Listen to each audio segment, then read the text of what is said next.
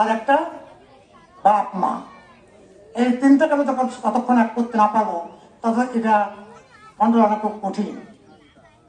এখানে আমাদের বাপ মা আমাদের পিটাইছে, আর আজকে একটা ছেলেকে পিটাইলে একটা চাকরি চলে যায়। এখন এটা ইউরোপের না, এটা বাংলাদেশ। আমি নিশ্চয় বলে পারবো না।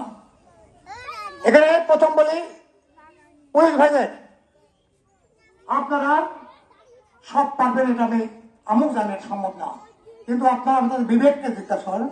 মাত্র কয়েকটি টাকার জন্য এই যে ছেলেপেলেকে নষ্ট হচ্ছে। আর সেখান থেকে ধরলাম এটা ভালো লোক, আর এখানে মাদক দেবো, 40-60 চলে গেল, কত গেল?